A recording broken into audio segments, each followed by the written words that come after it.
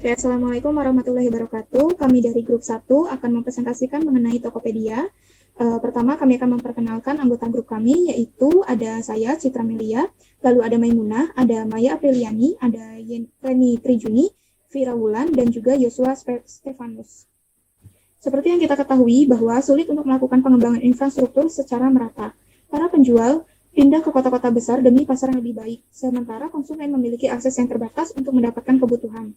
Nah, hal ini menyebabkan tingginya urbanisasi yang menggiring barang-barang kebutuhan berkumpul di kota-kota besar. Dapat kita lihat pada screen ini, mereka adalah pendiri Tokopedia, yaitu di sebelah kiri ada Leontinus Alva Edison dan di sebelah kanan ada William Tanuwijaya. Mereka ini memiliki pengalaman hidup dan tantangan yang serupa. Mereka berpikir untuk menghentikan permasalahan ini, mereka harus melakukan sesuatu untuk bisa memperpendek jurang pemisah antara kota besar dan kota kecil. Sehingga akhirnya mereka pada tanggal 17 Agustus 2009 meluncurkan Tokopedia dengan misi pemerataan ekonomi secara digital. Oke, next. Pada tahun 2009, Tokopedia memulai bisnis C2C marketplace, di mana customer to customer dapat menjual ataupun membeli produk dari konsumen lainnya melalui situs Tokopedia. Lalu di tahun 2014 menjadi perusahaan Indonesia pertama di portofolio SoftBank dan Square. Tahun 2015, Tokopedia memelopori instant delivery dengan perusahaan transportasi online. Lalu di tahun 2016 mulai memasuki bisnis produk digital dan fintech.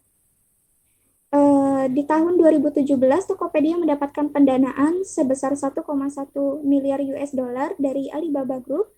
Di tahun 2018, putaran pendanaan baru sebesar 1,1 miliar US dollar dari SoftBank dan Vision Fund dan Alibaba Group.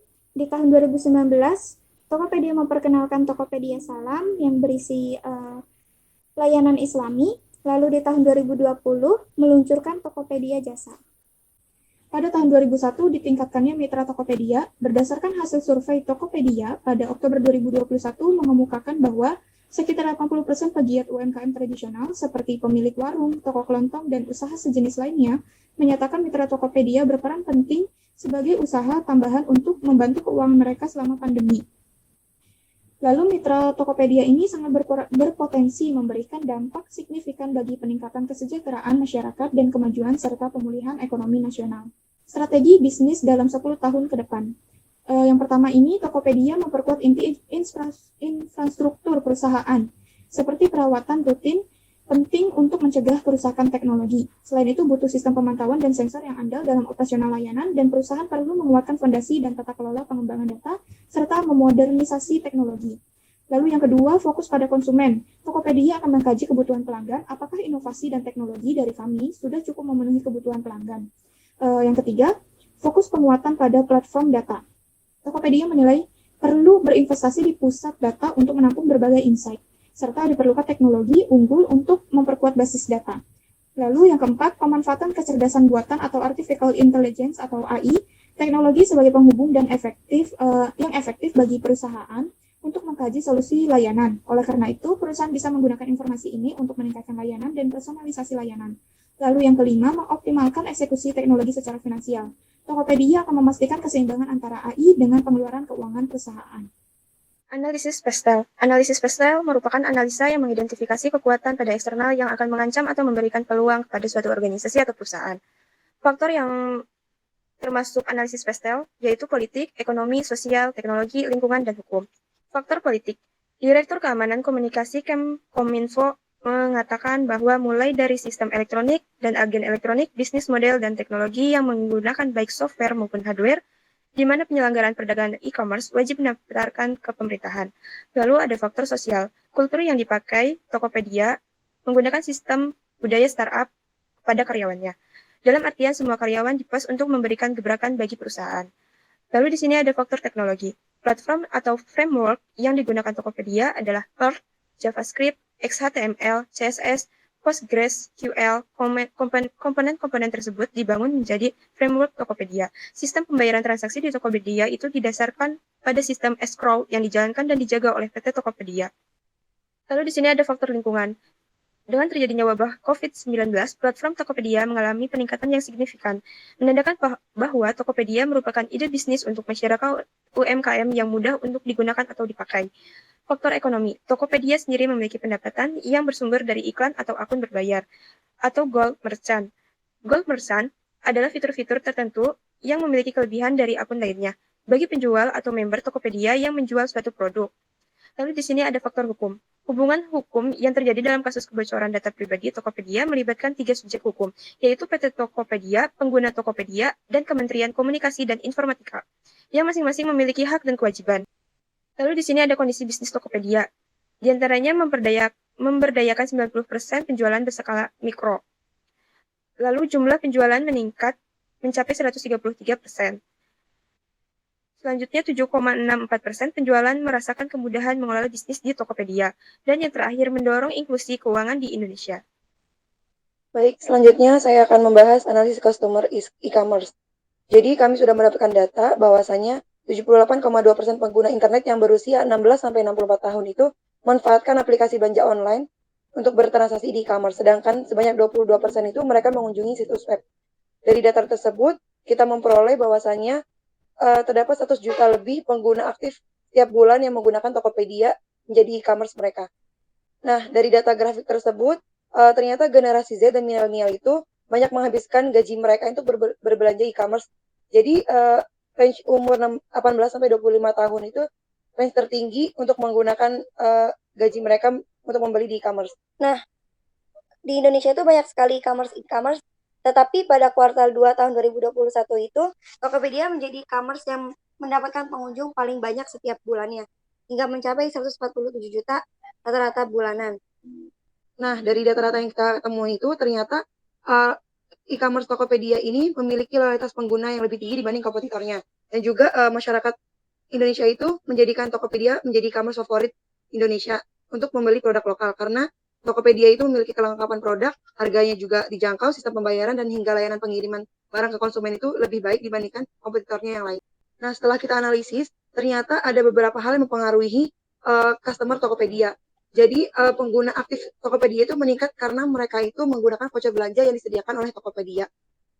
Dan juga customer Tokopedia itu menjadi lebih minat menggunakan Tokopedia karena Tokopedia berhasil menggait BTS dan juga Blackpink untuk menjadikan masyarakat minat menggunakan Tokopedia, sehingga Tokopedia itu meraup keuntungan yang tinggi dibandingkan biasanya.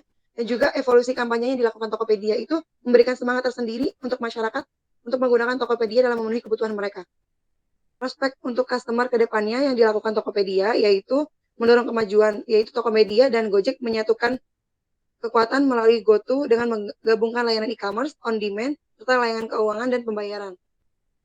Analisis kompetitor Tokopedia. Jadi di e-commerce Indonesia ini ada 5 e-commerce yang terbesar. Yang pertama itu ada Shopee, Tokopedia tersendiri, Lazada, Bukalapak, dan juga Blibli dan JD.id. Tetapi pesaing yang terketat bagi Tokopedia adalah Shopee. Karena Shopee ini mendapatkan ranking nomor 1 di ranking aplikasi di App Store dan juga Google Store yang mendapatkan unduhan paling banyak. Shopee juga mendapatkan frekuensi transaksi bulanan yang paling tinggi dibandingkan e-commerce lainnya. Dan juga di situ kami dapat data bahwasannya dalam 3 bulan terakhir ini, Shopee itu menjadi top of mind e-commerce di Indonesia yang nomor 1. Oke, di sini saya akan menjelaskan SWOT analisis of Tokopedia. Seperti yang kita ketahui bahwa analisis SWOT ini merupakan faktor secara sistematis untuk perusahaan. Nah, dengan menggunakan analisis ini, perusahaan dapat memaksimalkan dan meminimalisasikan kekuatan, peluang, kelemahan, dan ancaman dari perusahaan tersebut. Nah, di sini ada strength atau kekuatan dari Tokopedia ini. Yang pertama, aplikasi pada Tokopedia ini tidak berbayar. Lalu, mereka memiliki brand ambassador yaitu publik figur papan atas. Mudah diakses dan mudah dipahami dalam hal mendaftar, menjual, membeli, terus pada tampilannya dan juga toolbarnya. Nah, Tokopedia pun sering melakukan promo diskon.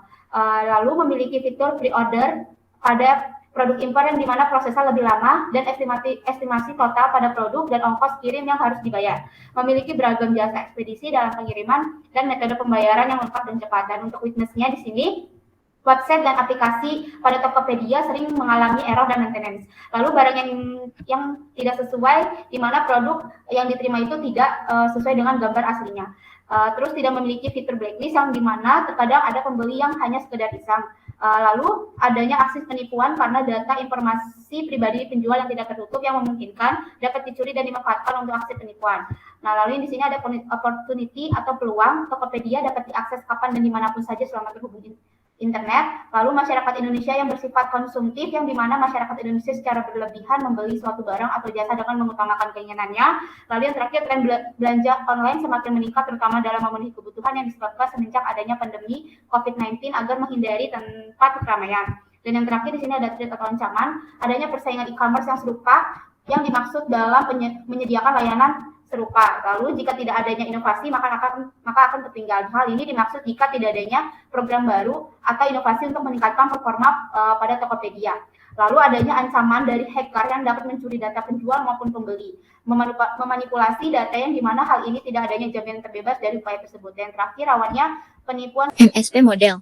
Tokopedia saat ini menjalankan aplikasinya berdasarkan arsitektur berorientasi layanan mikro. Setiap aplikasi menyediakan satu set API yang terdefinisi dengan baik dan dapat berkomunikasi dengan aplikasi lain.